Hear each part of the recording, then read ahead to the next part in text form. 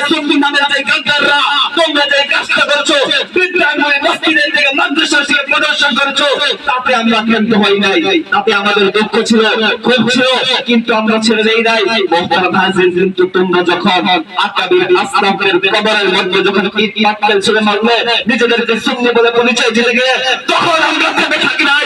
আমরা আমাদের রক্ত দিয়ে হলেও রাসূলের সিরাত চিন্তা করার জন্য ময়দানে ঝাঁপিয়ে পড়েছি, ময়দানে আমরা ঝাঁপিয়ে পড়েছি। পরিষ্কার বিষয় বলতে চাই, রাসূলের মিলাদ দিয়ে তোমরা যে নিজেদেরকে সুন্নি পরিচয় দিয়ে রাসূলের আদর্শ নিয়ে দাঁড়াতেন না, নিজেদেরকে সুন্নি দাবি করতেছো, পরিষ্কার ভাষায় বলে রাখবা, তোমরা হচ্ছে গোটা বিশ্বের মুসলমানদের দুশমন, ইসলামের দুশমন, তোমরা হচ্ছে কোরআনের দুশমন, তোমরা হচ্ছে আল্লাহ রাসূলের দুশমন, তোমরা হচ্ছে ইহুদিদের দালাল। মোহতারাম হাজিরিন, পরিষ্কার ভাষায় সর্বশেষ কথা বলতে চাই, শাপলা চত্বর যদি আমার কান করতে হয়, রাসূলের সিরাতকে যদি আমার রক্ষা করতে হয়, রক্ষা করার জন্য প্রয়োজনে আমার শাপলা চত্বর যাব, আমার রাসূলের সিরাত দিয়ে প্রয়োজনে মাথায় কাপড়ের কাফন দিলে বুকে তাজা রক্ত ঢেলে দেওয়ার জন্য আমরা প্রস্তুত থাকবো তো ইনশাআল্লাহ।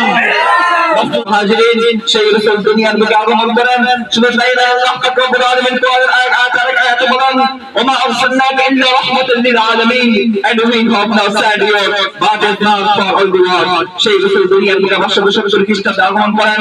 মোহতারাম হাজিরিন, রাসূল সাল্লাল্লাহু আলাইহি ওয়াসাল্লাম 12 রবিউল আউয়ালে আগমন করেন। রাসূলের 12 রবিউল আউয়াল থেকে জন্ম তারিখ পর্যন্ত 40 বছর পর্যন্ত রাসূলের জীবন আদর্শের নাম হচ্ছে সিরাতুন নবী। 40 বছর থেকে নিয়ে 65 বছর পর্যন্ত রাসূলের জীবন আদর্শের নাম হচ্ছে সিরাতুন নবী। মোহতারাম হাজিরিন, রাসূল সাল্লাল্লাহু আলাইহি ওয়াসাল্লাম 12 রবিউল আউয়াল আগমন করেন। তার সেই 12 রবিউল আউয়াল আগমন করেন তিনি দুনিয়ার বুকে আব্দুল্লাহর পুত্র মুহাম্মদ হিসেবে আগমন করেন। 40 বছর বয়সে মুহাম্মদ রাসূলুল্লাহ হিসেবে আগমন করেন। মোহতারাম হাজিরিন, রাসূল সাল্লাল্লাহু আলাইহি ওয়াসাল্লাম দুনিয়ার বুকে আগমন করেন। মানুষের রাজপ্রাসাদ থেকে গম্বুজ ভেঙে যায়, এর নাম হচ্ছে মিলাদুন নবী। রাসূল সাল্লাল্লাহু আলাইহি ওয়াসাল্লাম 6 বছর বয়সে মাতা মারা যায়, এর নাম হচ্ছে মিলাদুন নবী।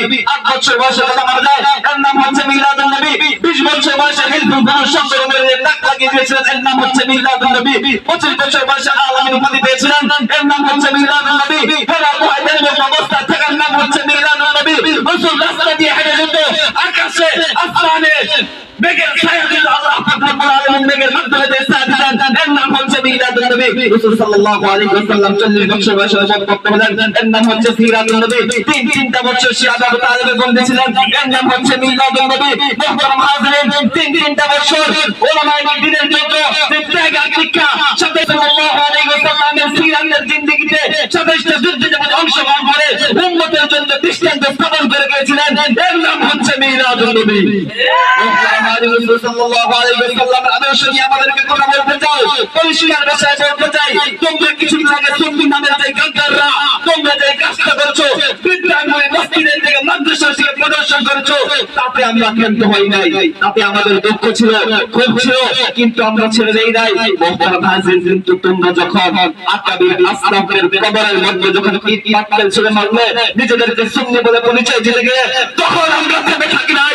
আমরা আমাদের রক্ত দিয়ে হলেও রাসূলের সিরাত চিন্তা করার জন্য ময়দানে ঝাঁপিয়ে পড়েছি, ময়দানে আমরা ঝাঁপিয়ে পড়েছি। সাল্লাল্লাহু সিরাতকে বাঁচানোর জন্য আহলে সুন্নাত ওয়াল জামাতের জামাতের আছে।